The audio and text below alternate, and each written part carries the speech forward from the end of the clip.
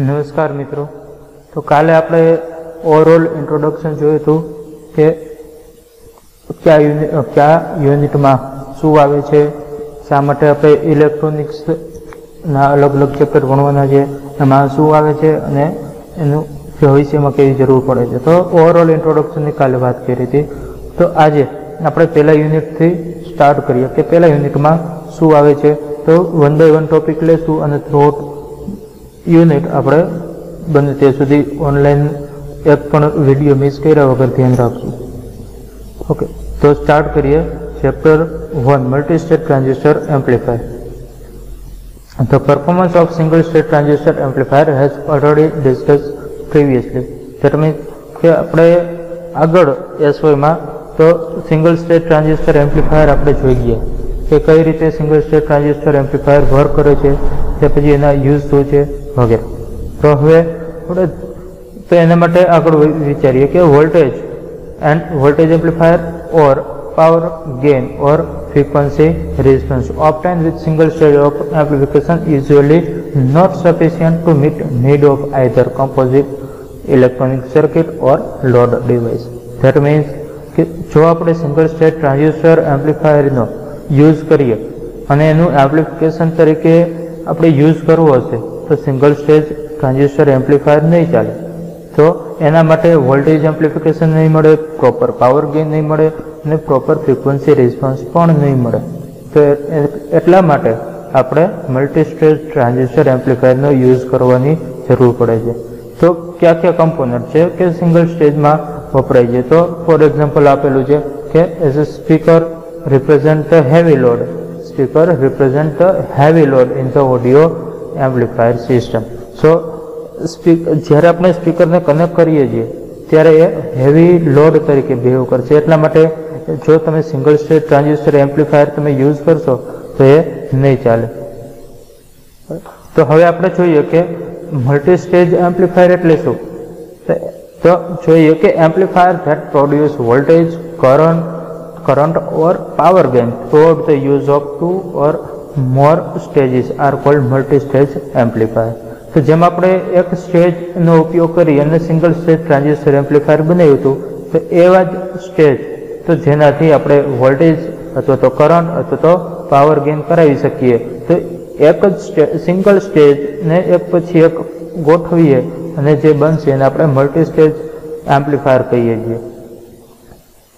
In the multi-stage amplifier, the output of first stage is combined to the input of the next stage through the coupling device. This process is known as cascading. એટલે કે multi stage amplifier છે એમાં એક સ્ટેજની પછી બીજું stage, બીજા સ્ટેજની પછી ત્રીજું સ્ટેજ, પણ એ બંને સ્ટેજની વચ્ચે એક કપલિંગ ડિવાઇસ કનેક્ટ કરવામાં આવે છે. તો આ રીતે જે એક સ્ટેજની પછી બીજું પણ વચ્ચે કપલિંગ ડિવાઇસ રાખી અને બીજાને સ્ટેજ પછી કપલિંગ ડિવાઇસ પછી ત્રીજું સ્ટેજ, તો એ રીતે કન્ટિન્યુઅસ ટ્રાન્ઝિસ્ટરના એક સ્ટેજ, બે સ્ટેજ, ત્રણ સ્ટેજ, તો મોર દેન વન સ્ટેજ જ્યારે આપણે કનેક્ટ કરાવશું તો એ જે એરેન્જમેન્ટ બને છે એ એરેન્જમેન્ટને આપણે કહીએ છીએ કાસ્કેડિંગ. તો એ ઇમ્પોર્ટન્ટ છે કે what does mean by cascading. Cascading એટલે કોઈ પણ માટે હોઈ શકે છે, એવું જરૂરી નથી કે એમ્પ્લીફાયર માટે જ હોઈ શકે. તો કાસ્કેડિંગ છે એ તમે સિમ્પલ કોઈ પણ વસ્તુ કે જે એક પાછળ બીજી હશે, ધારો કે ટ્રેન છે તો ટ્રેનમાં એક ડબ્બાની પાછળ બીજો ડબ્બો હશે તો એ આખી જે એરેન્જમેન્ટ બનશે એને પણ આપણે કાસ્કેડિંગ કહી શકીએ. ત્યાર પછી જે સમજીએ કે the coupling device is use to transfer the AC output of one stage to the input of the next stage. તો અહીંયા જે કપલિંગ ડિવાઇસનો ઉપયોગ કીધો છે તો એ ફર્સ્ટ છે કે શા માટે કપલિંગ ડિવાઇસ યુઝ કરીએ છીએ. તો કપલિંગ ડિવાઇસનું કામ શું છે, તો transfer AC output of one stage એટલે કે પહેલા સ્ટેજનું એટલે કે પહેલું જે આગળનું સ્ટેજ છે એનું એસી જે આઉટપુટ આવે છે એને નેક્સ્ટ સ્ટેજમાં ટ્રાન્સફર કરવાનું.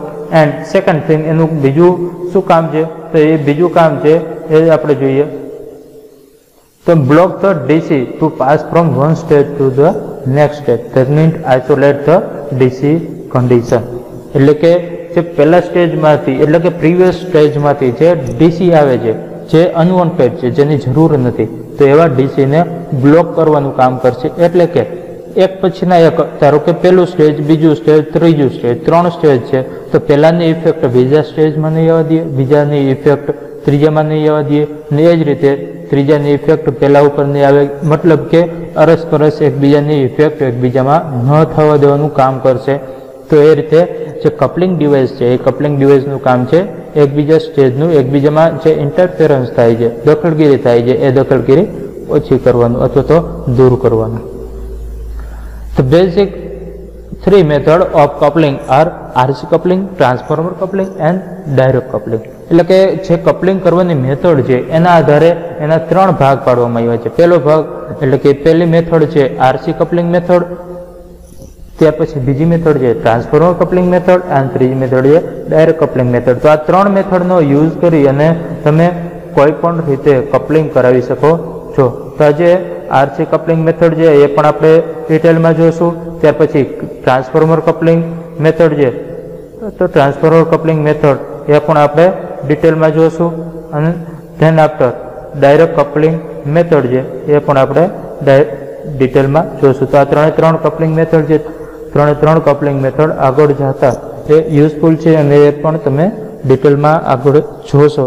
અને આપણે સર્કિટ ડાયાગ્રામ કઈ રીતે વર્ક કરે છે, એડવાન્ટેજ શું છે, ડિસએડવાન્ટેજ શું છે એ પણ આપણે ડિસ્કસ કરશું.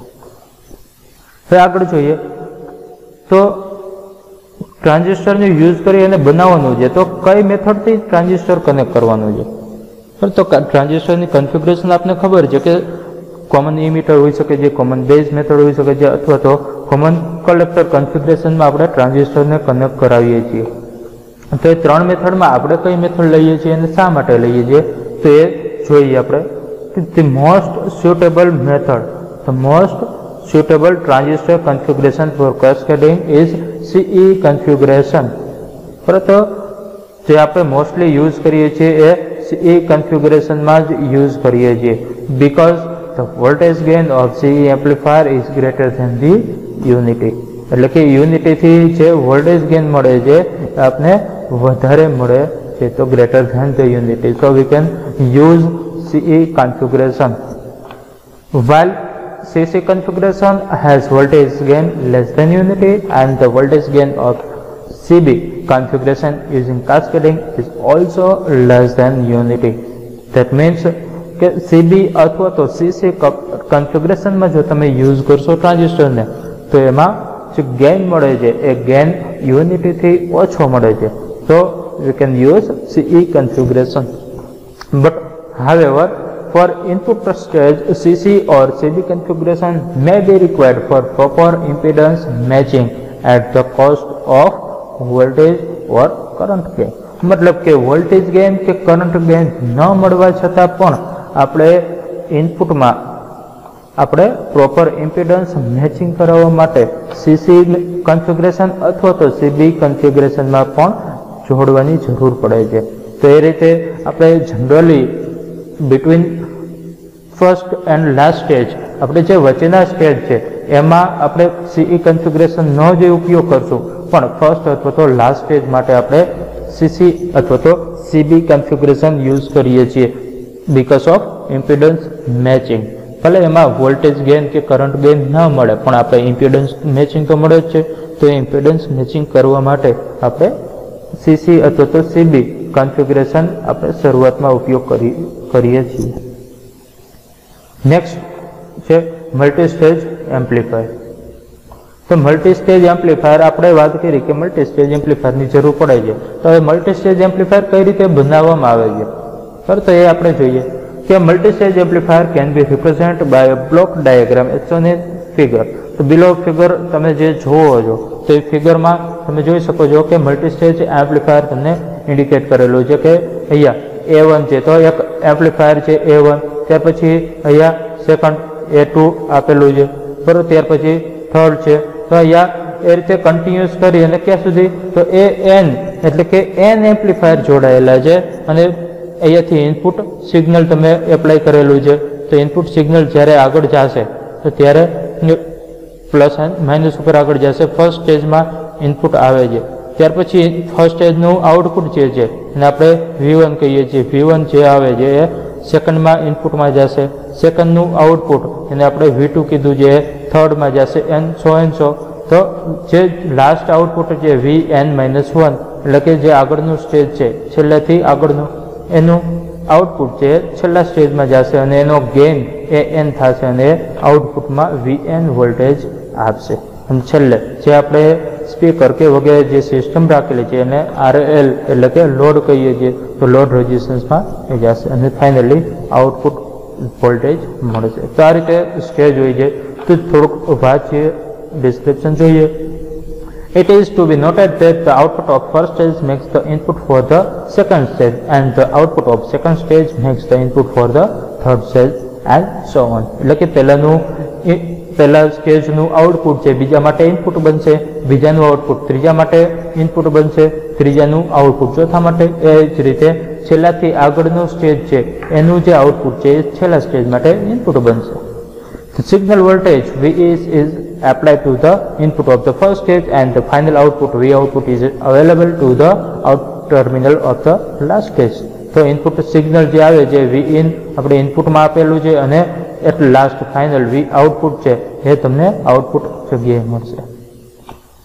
તો અહીંયા ફિગર ઇન્ડિકેટ કરાવે છે કે n સ્ટેજ એમ્પ્લીફાયર મતલબ કે નંબર ઓફ સ્ટેજીસ છે n સ્ટેજ આપણે કનેક્ટ કરાવેલા છે. તો જોઈએ કે input to the first stage, તો ફર્સ્ટ સ્ટેજમાં જે ઇનપુટ આપીએ છીએ એ વોલ્ટેજ કેટલા છે Vin કહીએ છીએ જે ઇન્ડિકેટ કરે છે સિગ્નલ વોલ્ટેજ Vs. ત્યાર પછી આઉટપુટમાં જે મળે છે output of first stage or input to the second stage. તો જે સેકન્ડ સ્ટેજ માટે ઇનપુટ અને પહેલા સ્ટેજનું આઉટપુટ એને આપણે V1 થી ઇન્ડિકેટ કરાવેલું છે. તો એ ઇન્ડિકેટ કરાવે છે. આગળ જઈએ કે V1 ઇન્ડિકેટ V1 જો તમારે જોતું હોય તો V1 છે એ એક પ્રકારનો ગેઇન છે, પરંતુ V1 છે એ ગેઇન વોલ્ટેજ છે. તો વોલ્ટેજ દર્શાવવો છે કેટલો મળશે તો એ V1 into Vin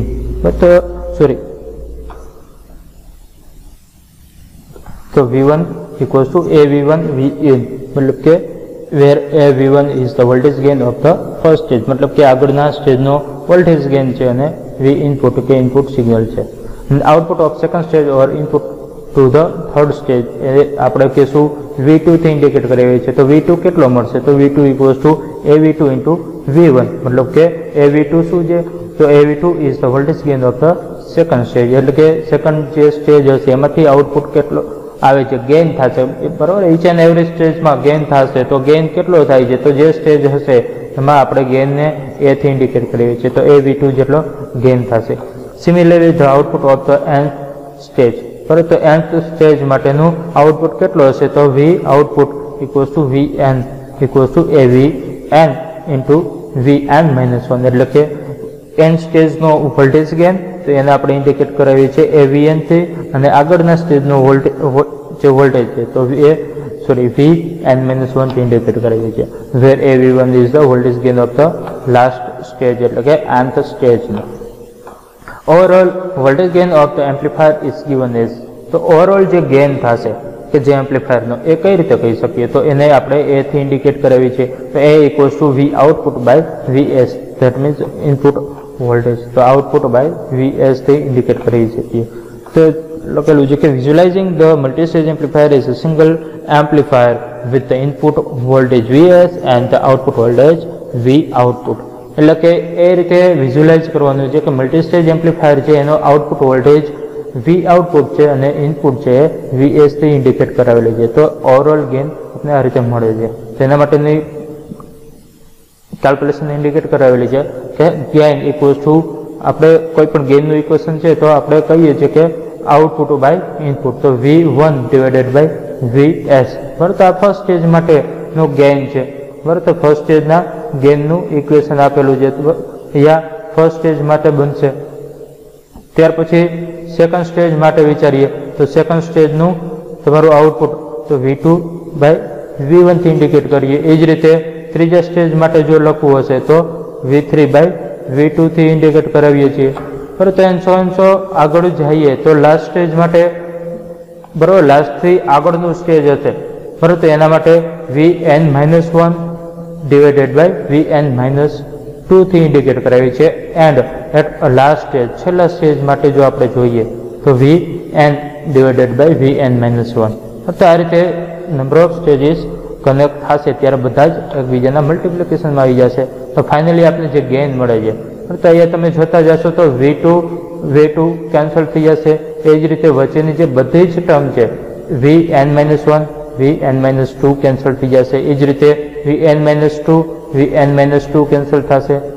તો એ જ રીતે આગળના જેટલા પણ સ્ટેજ હશે એ બધા સ્ટેજ જેમ કે V1 કેન્સલ થઈ જશે. તો ફાઇનલ આપને જે મળશે ટર્મ્સ બરાબર એ V output divided by Vs આપને એક ફાઇનલ ઇક્વેશન મળશે. તો આ રીતે બને છે.